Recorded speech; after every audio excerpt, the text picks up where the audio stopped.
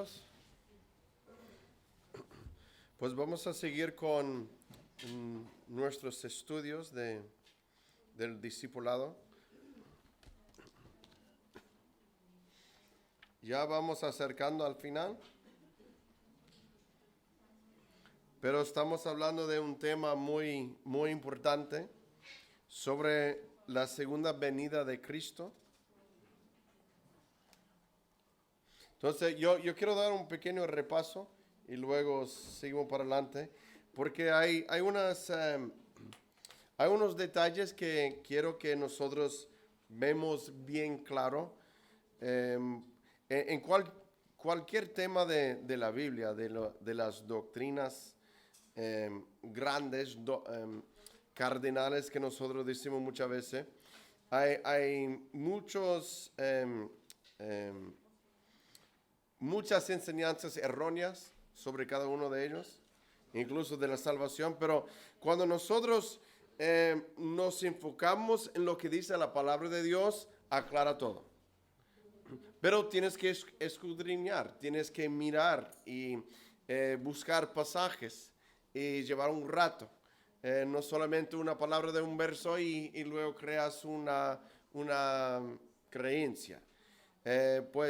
Entonces, lo que estamos viendo aquí sobre la doctrina de la segunda venida de Cristo está en dos partes. Y esto nosotros estamos en la primera parte, es la lección número 16, y se enfoca en lo que nosotros llamamos el rapto o el arrebatamiento de la iglesia. Y luego la segunda parte es el retorno de Cristo cuando llega a la tierra por segunda vez y pisa sobre la tierra en el Monte Olivos. ¿Vale? Pues nosotros llamamos esos dos en un término singular la segunda venida de Cristo. Pero como tiene una obra de teatro que tiene dos escenas y se cierra la cortina, ¿vale? Entonces, tiene dos escenas, pero la obra es una. Y la segunda venida de Cristo es así.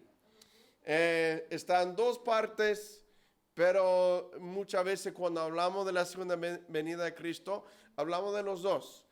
Pero nosotros voy a orar y luego seguimos hablando más en detalle sobre eso. Amén. Bueno, pues oremos y pedimos que el Señor nos ayude a entender lo que la palabra de Dios nos dice. Amén. Hermano Enrique, ¿puedes orar, por favor? Let's pray. Señor y Padre nuestro, te damos gracias, Señor, misericordia sobre nosotros, Señor. Sabemos de que estás en este lugar, Señor, y queremos, Señor, aprender de tu palabra. Hemos venido, Señor, con el corazón dispuesto a hacerlo, Señor. Te pido, Señor, que nos ayudes, que abras nuestra mente, nuestros oídos, Señor, de la fe, que podamos entender y, Señor, creer lo que tú nos hablas en tu palabra, Señor. Te pido, Señor, de tu gracia sobre la vida de nuestro pastor Josué, que va a estar enseñando, Señor, estas doctrinas. Te pedimos, Señor, que nos bendigas a través de ellas, Señor. Queremos seguir creciendo en tu palabra, creciendo en tu camino, Señor. Te damos la gloria, te damos muchas gracias en el nombre de nuestro Señor Jesucristo. Amén. Amén. Gracias, hermano.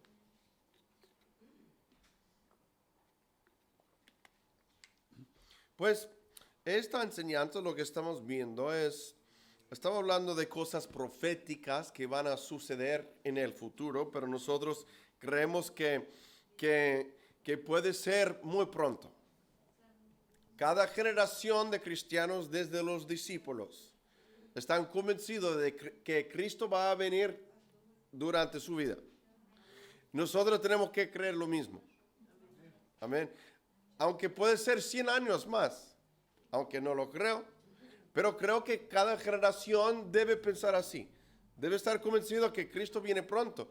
Mira, los discípulos vieron a Cristo ascender en las nubes. Estaban ahí aparecieron los dos ángeles diciendo: varones galileos, ¿por qué estáis así mirando? La misma manera que has visto a Cristo ir, Él va a volver. Y dice la Biblia en Hechos 1 que fueron corriendo a Jerusalén porque pensaban, que viene ya. Se fue No sé, que va a hacer una obra en el cielo y va a volver. Pues todavía no ha venido, pero nosotros tenemos que creer que Él viene en nuestros días, nuestra vida. Y eso nos ayuda, nos fortalece nuestra fe, nos da esperanza de vivir una vida cristiana. Pues voy a leer de la página 92. Yo sé que algunos no tienen el librito. Es que se rompió la fotocopiadora y es difícil encontrar a alguien que me imprime en el tamaño pequeño. Como no lo tengo digital, por eso todavía no he sacado copias. Pero, como hemos dicho, la segunda venida de Cristo se divide en dos partes. Primero, es el rapto. Dice, cuando Cristo viene en las nubes para sus santos. Eso se llama el rapto. Entonces Cristo viene, pero hasta las nubes nomás. Y toca la trompeta, la iglesia, vamos saliendo de aquí y nos encontramos con el Señor Jesucristo ahí en el aire con los demás santos, y los muertos en Cristo resucitarán primero. Amén.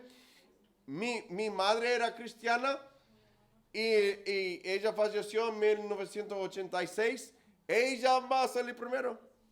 No es que su alma está durmiendo esperando, no. Su alma ya está con Cristo.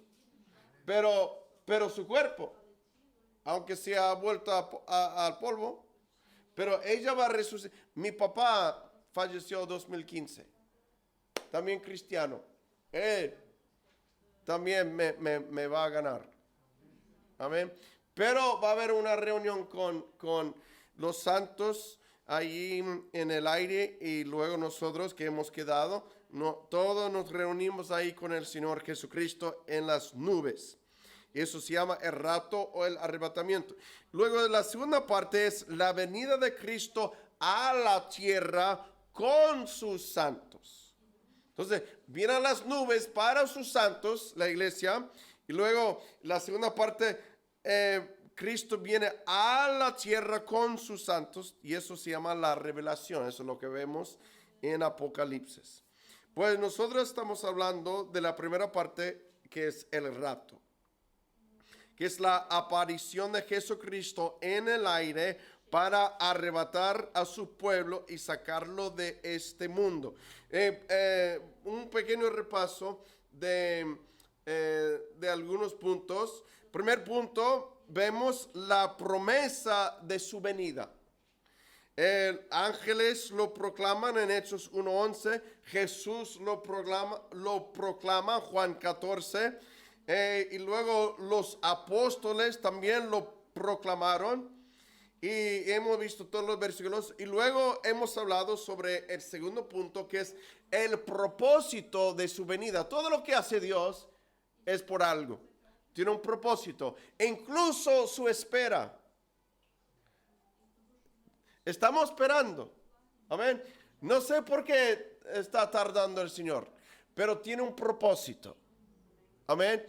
Cada J y cada tilde en la Biblia tiene un significado, es que tiene un propósito. Eso quiere decir que tú y yo tenemos un propósito en la vida. Y luego el propósito de su venida primero es resucitar a los muertos en Cristo primero, y luego reunir a todos los creyentes vivos por la traducción del rapto, al igual que Dios hizo por Enoc. Segundo detalle del propósito de su venida es para rescatar a los salvos de la perdición y de la ira venidera de Dios, ¿vale? Y esto es importante. Yo quiero dar un repaso. Eso se encuentra en la página 94, la letra B.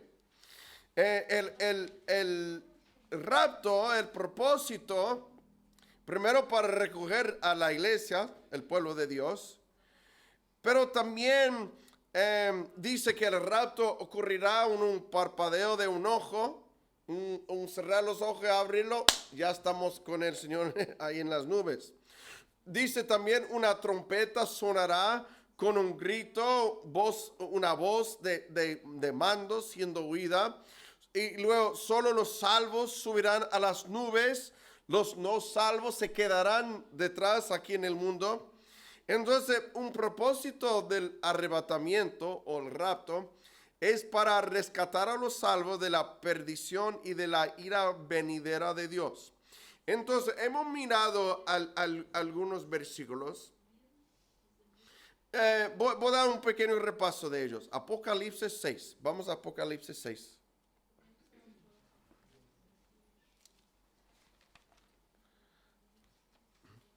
Ya hemos mirado este versículo, pero yo quiero que se mira un detalle. Porque mucha gente tiene varias creencias de cuándo va a suceder el arrebatamiento, el rapto, y cuándo va a suceder la revelación de Cristo o el tiempo de la tribulación, ¿vale? Entonces hay muchos puntos de vista que dicen que nosotros creemos y vamos a mirar el por qué. Creemos que Cristo viene a las nubes y va a sacar a la iglesia antes que empieza el tiempo de la tribulación.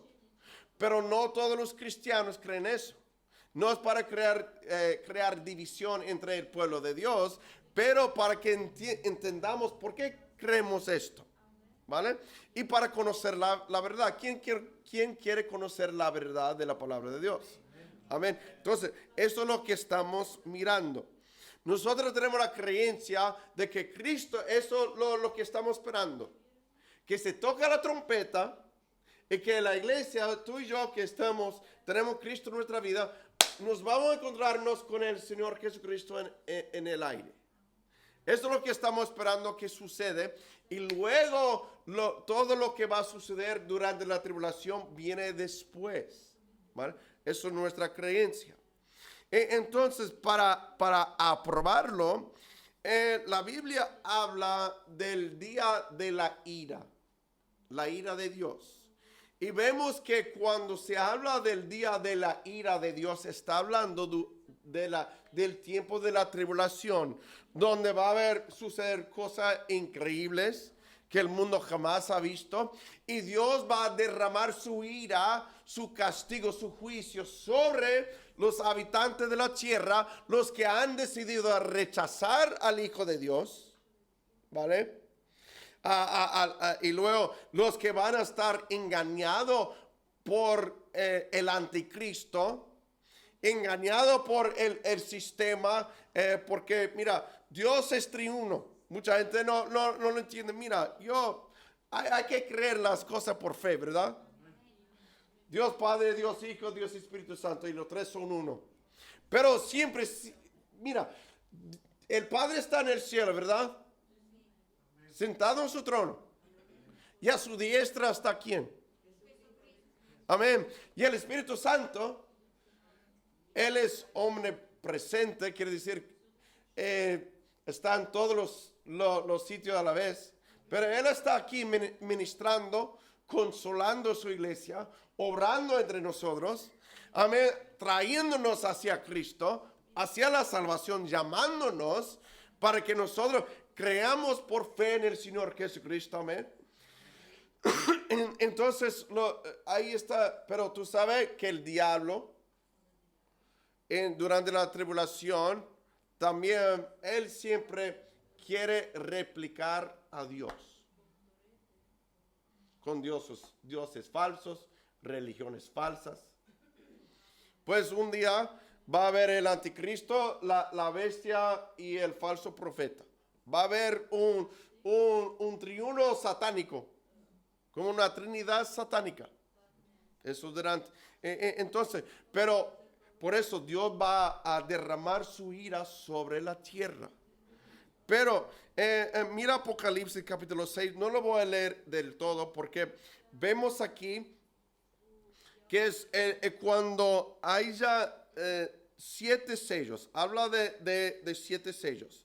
En el 1 dice, vi cuando el Cordero abrió uno de los sellos y oí a uno de los 4 seres vivientes decir como con voz de trueno, ven y mira, y miré y aquí un caballo blanco y el que lo montaba tenía un arco y le fue dada una corona y salió venciendo y para vencer. Como dijo el hermano Esteban la semana pasada, esto parece, si tú no se fija bien, parece que, eso Cristo tiene una corona, está en blanco, ¿verdad? Pero no, es el anticristo, es el falso Cristo. Pero viene bajo el blanco, viene bajo la bandera blanca. ¿Qué representa la bandera blanca? Cuando una guerra y alguien levanta el pañuelo o la bandera blanca, ¿qué quiere decir?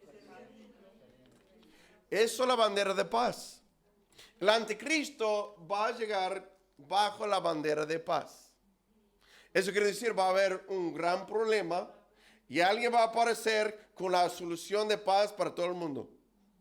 Pero cuidado, eso es el anticristo. Tiene arco y flecha. Cristo tiene una espada que sale de su boca. ¿Sabe por qué? Con la espada, si vas a matar a alguien con la espada, tiene que estar muy cerca, ¿verdad? Mirando los ojos, qué ojos castaños. ¿Ves? Pero con arco y flecha, yo no puedo matar de lejos. Y así va a ser el anticristo con su arco, ¿vale? ¿Para qué? Porque si tú lo ves de cerca, tú ves que es falso. Tiene una corona, está vestido de caballo blanco, parece un rey. Piensa, ahí está el Cristo. No, se queda de lejos, mantenga su distancia para que no vean que no es verdad o verdadero. Y esos, mira, y ya hay muchos anticristos en el mundo. Hay que tener cuidado. Amén. Gloria al Señor. Cuidado con todos los profetas del YouTube. ¿Verdad? O de cualquier otro. Pues, saltamos, aquí vienen los sellos. Y cada uno cuando abre el sello, pasa cosas horribles. En el cuadro y dice, salió otro caballo bermejo y el que lo montaba le fue dado poder de quitar de la tierra la paz. Es que esa paz no es verdadera y se va a quitar y se le va a quitar la paz. El único que puede traer paz verdadera es el Señor Jesucristo. Es el Rey de Reyes y el Señor de Señores. Y luego el 5, cuando abrió el tercer sello, oí al tercer ser viviente que decía, ven y mira, miré y aquí un caballo negro. Negro, ¿qué representa? Normalmente. Si ves una nave de un pirata y tiene una bandera negra, ¿qué representa? Maldad y muerte. Que hay una plaga y mortandad, eso no te acerca. Pues aquí viene y tiene una balanza y luego mucha gente, multitudes se mueren durante el tiempo. Pero saltamos al 17 para ver esto. Porque el gran día de su ira ha llegado. El día de su ira. Entonces, la tribulación se llama el día de la ira de Dios. Y dice, ¿y quién podrá sostenerse en pie? Mira Apocalipsis 15, versículo 1. Apocalipsis 15, 1. Dice, vi en el cielo otra señal grande y admirable, pero eso está ya durante los 7 años de tribulación. Y dice, vi en el cielo otra señal grande y admirable, 7 ángeles que tenían las 7 plagas postreras, porque en ella se consumaba la ira de Dios. Entonces, durante la tribulación es derramada la ira de Dios. Entonces, vemos que la ira de Dios se representa el tiempo de la tribulación. Isaías 13, 9, 13, no hay que buscarlo. También habla del día de la ira. Sofonías 1, 14 a 18 que hemos leído. Habla del día de la ira que representa este tiempo de la tribulación. Entonces yo quiero que vemos que el día de la ira se habla del tiempo de la tribulación. Pero ahora vamos a Romanos 5:9, que hemos leído la semana pasada, para ver dónde sacamos la creencia de que la iglesia no va a estar durante el tiempo de la tribulación, que el rapto viene antes de la tribulación. Y tenemos 3 pasajes del Nuevo Testamento, cartas a las iglesias, que nosotros vamos a leer. Romanos 5:9 dice, ¿lo tenemos? Leemos el 8. Mas Dios muestra su amor para con nosotros, en que siendo aún pecadores, Cristo murió por nosotros. ¿Quién es el nosotros de este contexto? Los creyentes. Amén. Los creyentes de hoy en día, ¿qué son? Parte de la iglesia de Jesucristo. Amén. Salvo por gracia, la gracia de Dios por medio de la fe en el Señor Jesucristo. 9 dice, pues mucho más, estando ya justificados en su sangre, por él seremos salvos de la ira. El nosotros del seremos es lo mismo, es la iglesia. Y seremos salvos de la ira. ¿Qué es la ira de Dios?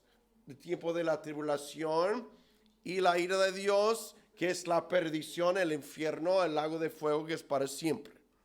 Entonces, pero dice aquí, por él, por el Señor Jesucristo, seremos salvos de la ira. Nos salva de la ira venidera de Dios, que también representa el tiempo de la tribulación. Vamos a Primera de Tesalonicenses. Primera de Tesalonicenses, capítulo 1. Hemos leído que nos salva de la ira. En Primera de Tesalonicenses 1:10, en el 9. Porque ellos mismos cuentan de nosotros, en nosotros también los creyentes, la manera en que nos recibisteis y cómo os convertisteis de los ídolos a Dios, para servir al Dios vivo y verdadero, el 10, y esperar de los cielos a su Hijo. ¿Ves la H mayúscula? Está hablando de Hijo de Dios, Jesucristo. Al cual resucitó de los muertos, a Jesús, quien nos libra de la ira venidera. Nos salva de la ira y también nos libra de la ira venidera, si lo tenías en duda. Entonces sabemos que la ira venidera es el día de la ira, que es la tribulación, que son 7 años. Y también yo sé que la ira de Dios es el lago de fuego, ese sufrimiento sobre las almas perdidas que rechazan. Y mira, hay mucha gente dice, ¿cómo puede ser un Dios de amor? Manda a alguien al infierno. Es que mira, Dios no es un Dios es un Dios de ira, pero es un Dios de amor, un Dios de gracia.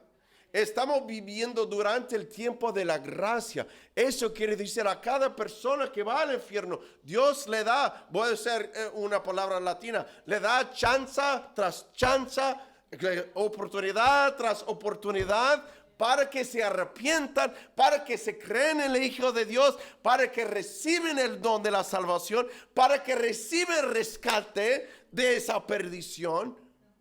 Dios es amoroso. Y otra vez tras vez, nos llama hacia Cristo. Amén. Nos llama hacia la salvación y la gracia. Pero la gente que rechazan o resisten dicen que no. Eso no cabe dentro de mi estilo de vida. Pues van a tener que pagar la consecuencia. Dios es amoroso. Mira, Cristo dio su vida y sufrió de una manera que nadie puede aguantar. Y lo hizo porque nos ama. para que no vayamos y sufrimos la ira de Dios. Pues, entonces, en 1 Tesalonicenses, Dios nos libra, Jesús nos libra de la ira venidera. Buscamos también 1 Tesalonicenses capítulo 5.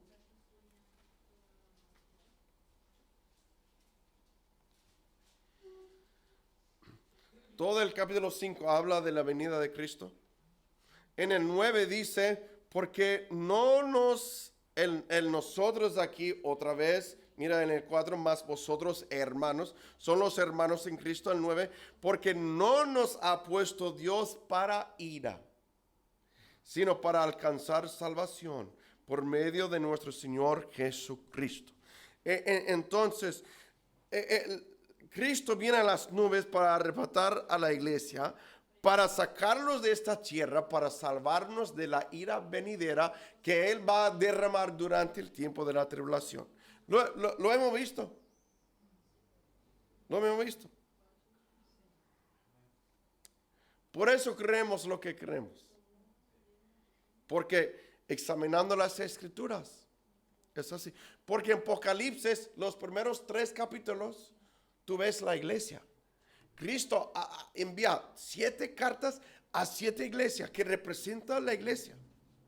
Pero en el capítulo 4, versículo 1, tú ves una trompeta, una voz y uno subir acá al cielo. Ahí se representa el arrebatamiento de la iglesia. Y a partir de allí, hasta que la iglesia vuelve con Cristo, en capítulo 19 o el 20, tiene una multitud montada en caballo blanco con Cristo, con su corona, con su espada, con sus ojos de fuego, con su escrito en su muslo, Rey de Reyes, Señor de Señores. No ves a la iglesia en la tierra durante el tiempo de la tribulación. Se ve a Israel, se ve al mundo perdido, se ve las plagas, se ve la ira, se ve mucho muerte, mucho sufrimiento. Se ve el anticristo, se ve el falso profeta, se ve la bestia, pero no se ve la iglesia. Hasta que Cristo viene y vuelve a la tierra a pisar y nosotros venimos con Él. Aleluya. Y durante ese tiempo es cuando nosotros vamos a pasar por el tribunal de Cristo que hemos estudiado antes. Y ahora, estamos hablando del rapto, la venida de Cristo. La promesa de su venida, Él viene, lo prometió. El propósito de su venida, el rapto, para quitar la iglesia de la ira venidera de Dios. Y ahora vamos a hablar de la esperanza de su venida. Es que nos da esperanza. El punto número 3 sobre la venida de Cristo, el rapto, se llama la esperanza purificadora de su venida. Porque cuando nosotros damos cuenta de la verdad del rapto, que podría ser ahora o en cualquier momento, nos hará vivir correctamente. Si nosotros estamos convencidos de que Cristo puede llegar cualquier momento, entonces nos da una sensación, mira, yo debo estar preparado cuando venga mi Señor. Amén. Que me haya preparado esperando su venida. Eso es la actitud que la iglesia debe tener. Que Cristo viene pronto. Y puede ser cualquier momento. Y cuando tenemos eso en mente, nos obliga o nos empuja o nos motiva a vivir una vida justa, correcta. Amén. Porque ¿quién quiere que el Señor venga y nos pilla cometiendo un grave pecado? ¿Quién quiere ser esa persona? Yo no. Yo recuerdo los momentos cuando me pilló mis padres pecando. Oh, y yo sufría la consecuencia, la ira de mi papá. Ay, Dios mío. Él tenía un poco de indio nativo de las Américas. Eso, sí, lo que, sí, tiene la hacha, tiene un cuchillo que saca el cabello. Ay, Dios mío. Mi papá, él no era rubio como yo.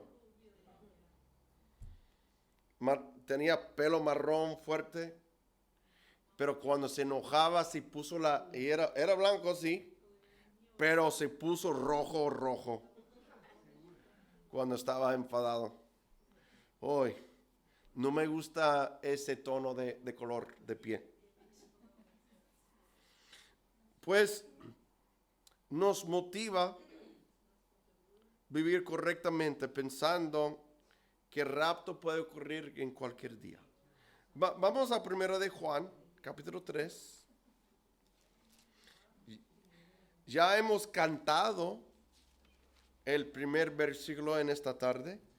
1 de Juan, capítulo 3. Y vamos a mirar los primeros 3 versículos, ¿vale? Yo no vamos a cubrir muchos puntos en esta tarde, porque quería dar ese repaso, pero quería enfocarme en mucho de que, mira, el rapto va a suceder antes de la tribulación y hemos visto los versículos porque apoyan nuestra creencia en eso. Pero ahora vamos a hablar de la esperanza purificadora de su venida. En 1 de Juan, capítulo 3, a mí...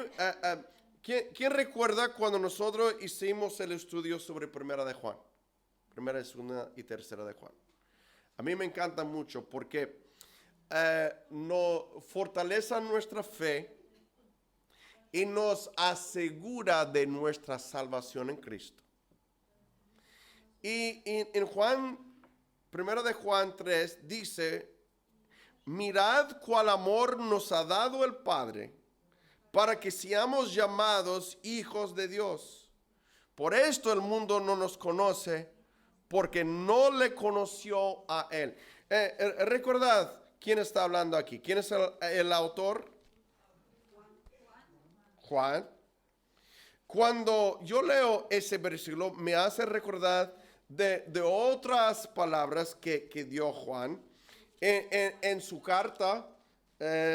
La epístola bueno, aquí es la primera carta, pero en su evangelio, Juan 1:12 dice, mas a todos los que le recibieron a Cristo, a los que creen en su nombre, les dio potestad, poder de ser hechos hijos de Dios. Amén.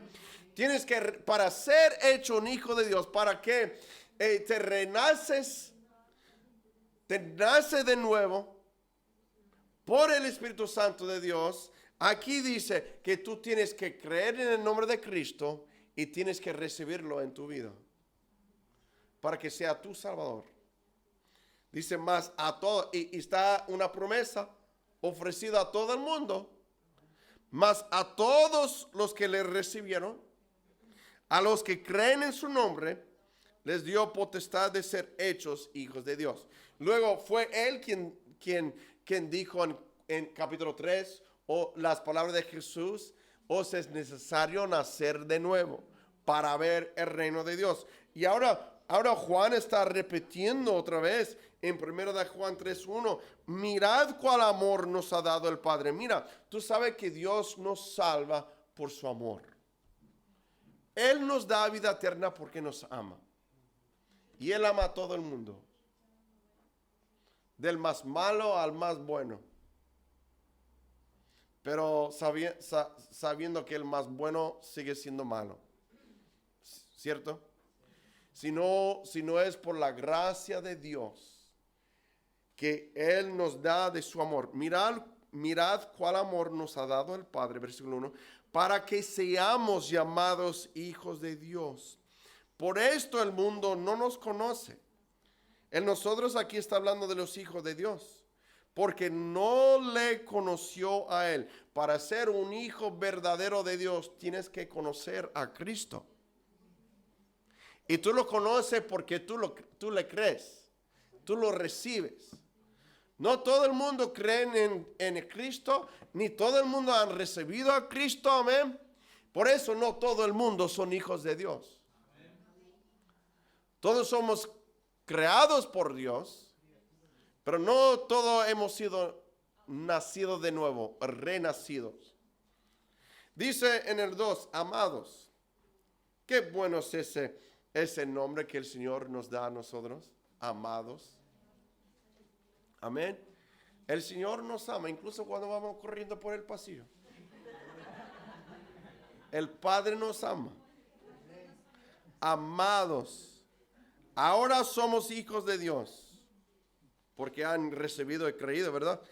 Y mira en el 2, y aún no se ha manifestado lo que hemos de ser. Yo sé que muchas veces bromeamos que, ay, se ve todo el mundo bonito y guapo, bonita y guapa.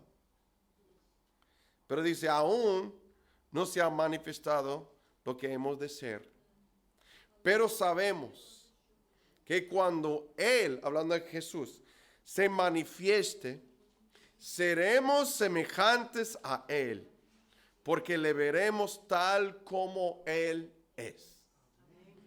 Un día, nos van a mirar y van a decir, tú y Cristo sois gemelos. Ahora no me dice que soy gemelo de Jesús.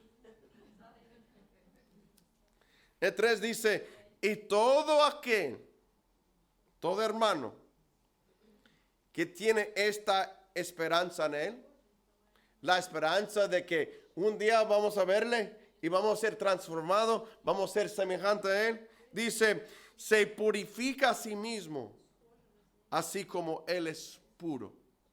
Entonces, es una grande cosa. Todo aquel que tiene esta esperanza en Él se purifica a sí mismo, así como Él es puro. Entonces, vemos aquí que la esperanza es, tú estás convencido que tú crees que, mira, Cristo viene pronto y que nos vamos a encontrarnos con Él, vamos a ser cambiados. Pero sabemos que cuando Él se manifieste, seremos semejantes a Él porque le veremos tal como Él es. Si tú crees eso y tienes esa esperanza nos purifica. Esa esperanza nos limpia. ¿Sabes por qué? Sabemos que somos purificados a través de su palabra, su Espíritu Santo, amén, y su sangre. Y sabemos que es por creer en Él, es por tener fe en Él, por tener esa esperanza. Entonces, cuando nosotros estamos tan convencidos que, mira, Cristo viene pronto y voy a ser cambiado, por fin. Yo sé que nos está cambiando ahora mismo, ya nos ha cambiado, pero va a terminar esa obra cuando le veremos y seremos igual que Él. Si tenemos esa esperanza, el que estamos viviendo los días esperando que Cristo venga, esperamos que Él venga, esperamos ser como Él, eso nos purifica. ¿Sabes por qué? Porque nos lleva a la palabra. La palabra es lo que nos da fe. La palabra es lo que nos limpia. Cuando confesamos por fe, su sangre nos limpia los pecados. Aleluya. Y la esperanza. Y todo aquel que tiene esta esperanza en Él, se purifica a sí mismo, así como Él es puro. Queremos estar preparados para que cuando Cristo venga, nos haya limpio. Tenemos que seguir esperando en el Señor. Estos dos versículos son grandes. grandes. Amados, ahora somos hijos de Dios. Y aún no se ha manifestado lo que hemos de ser. Yo sé que somos una obra en proceso. Hemos mejorado, pero todavía nos queda, ¿verdad? Todavía no. Pero reconocemos eso. Reconocemos que, mira, todavía falta en este proceso de la santificación, de la purificación del Señor. Pero podemos ser, aún no se ha manifestado lo que hemos de ser. Pero sabemos, por la palabra, que cuando Él se manifieste ahí en las nubes, seremos semejantes a Él. Porque le veremos tal como Él es. Yo creo que cada creyente verdadero está esperando ese día, cuando por fin vemos a nuestro Señor Jesucristo. Y vamos a ser transformados, vamos a ser igual que Él. Y teniendo esa esperanza en el Señor, nos purifica, para que podamos ser puros, como Él es puro. Él es puro. Sí, y tú dices, bueno, ¿cómo podemos tener esa esperanza? ¿Cómo podemos ser purificados como Él es puro? Si miramos en el capítulo anterior, mira en 1 de Juan capítulo 2, voy a terminar con un par de versículos y luego nos paramos. Si mira en 1 de Juan capítulo 2, versículo 27, habla de una unción. Eso representa al Espíritu Santo. El 27 dice, pero la unción que vosotros recibisteis de Él permanece en vosotros. Y no tenéis necesidad de que nadie os enseñe. Así como la unción misma os enseña todas las cosas. Y es verdadera. Y no es mentira. Según ella os ha enseñado, permaneced en Él. Y ahora, hijitos, permaneced en Él, para que cuando se manifieste, tengamos confianza, para que en su venida no nos alejemos de Él avergonzados. Si sabéis que Él es justo, saber también que todo el que hace justicia es nacido de Él. Pero es muy interesante. En el 27, pero la unción que vosotros recibiste de Él permanece en vosotros. Él está hablando, esa unción es el Espíritu Santo en nosotros. Él escribió de esto. En Juan capítulo 14, 15, 16, él habló mucho, el autor Juan, del Espíritu Santo, porque está grabado palabra de Jesucristo que dio acerca del Espíritu Santo, cuando Él le dice, os conviene que me vaya. Porque cuando voy, mi Padre va a enviar el Consolador, el Espíritu Santo, y Él os guiará a toda la verdad. Mira, hermanos, yo sé que mucha gente dice, bueno, es que la Biblia es difícil de entender, necesitamos a alguien que nos enseñe. Sí, es verdad, el Señor escoge maestros para que enseñen, pero tú sabes que si tú tienes el Espíritu Santo viviendo, morando en ti, tú tienes la unción del Espíritu Santo y Él te puede enseñar verdades de su palabra. Él puede. No depende solamente del pastor o de los maestros bíblicos para que te enseñe lo que la Biblia dice. Mira, si Cristo vive en ti, si tú tienes la unción del Espíritu Santo en tu vida, tú puedes en tu casa estar leyendo la palabra y Dios abre una verdad, abre un versículo y te llena y te hace comprender lo que está escrito aquí. Qué bendición es eso. Amén. Pero la unción que vosotros recibisteis en el día de la salvación de Él permanece en vosotros, y no tenéis necesidad de que nadie os enseñe, así como la unción misma os enseña todas las cosas.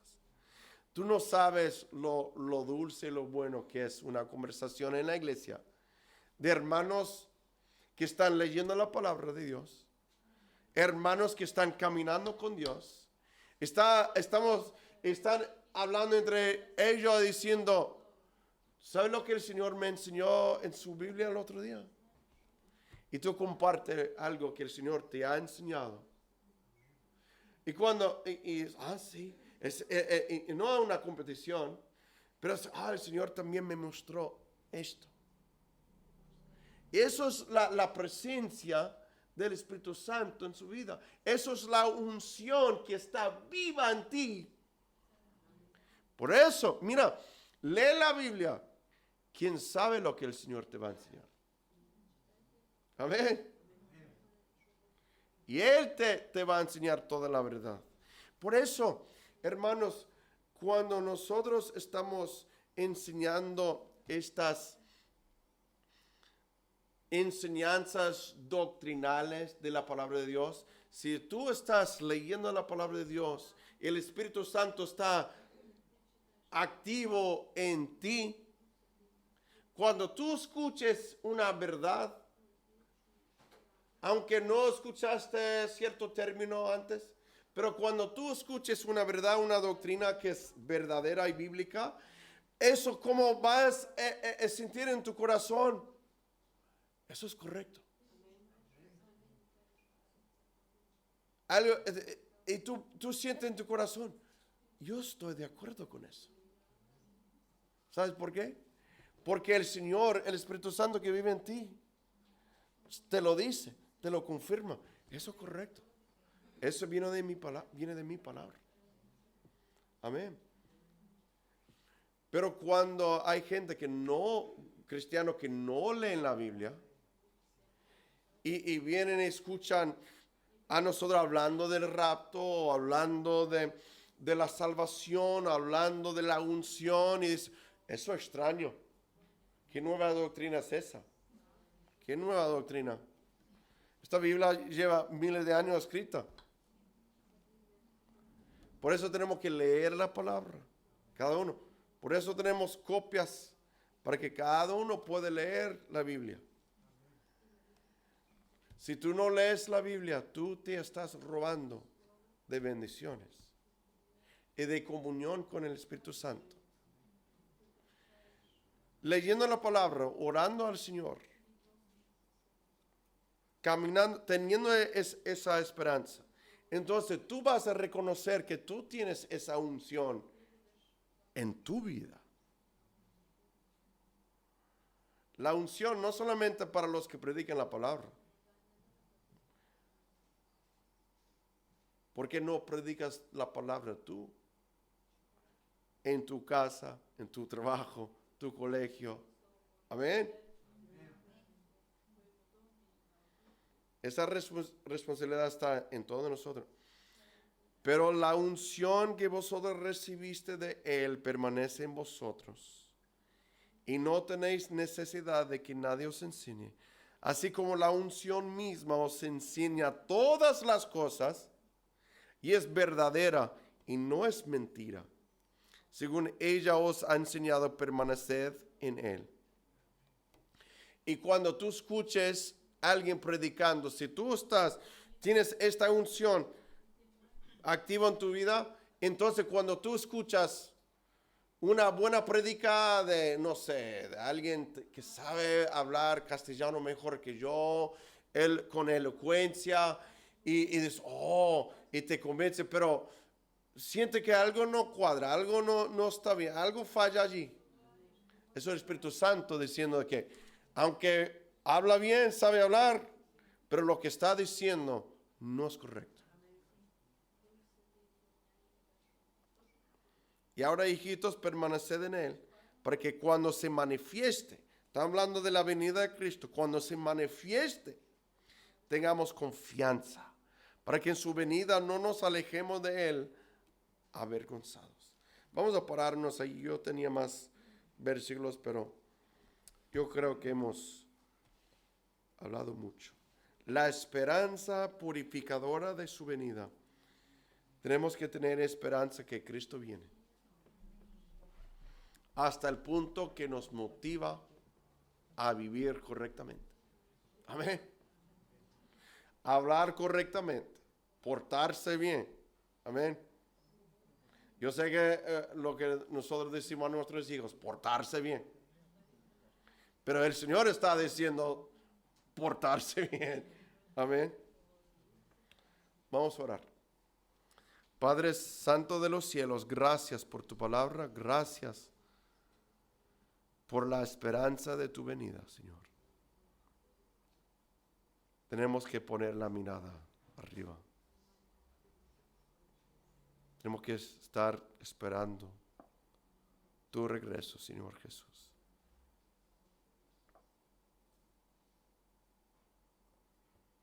Señor, crea esa esperanza en nosotros.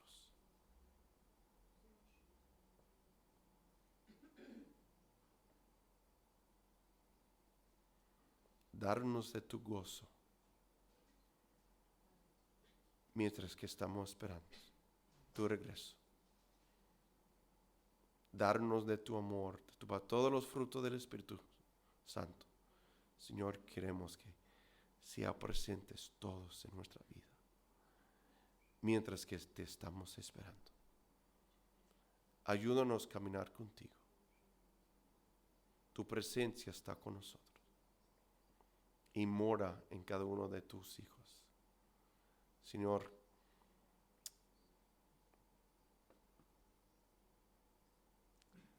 crezca nuestra fe. Y es por el oír de tu palabra. Señor, gracias por cada uno que está aquí presente esta tarde, o en persona, o que están viendo, escuchando en línea, Señor. Gracias te damos por ellos. Ayúdanos, Señor, de confiar de que tú vienes pronto y vas a arrebatar a tu iglesia de la ira venidera de Dios. Y Señor, ayúdanos, Señor, en esta noche, en el regreso a nuestras casas. Y Señor, que volvemos, Señor, el domingo gozoso, esperando, Señor, más de tu palabra. Y lo pido en nombre de Jesús. Amén. Bueno, el Señor los bendiga. Amén.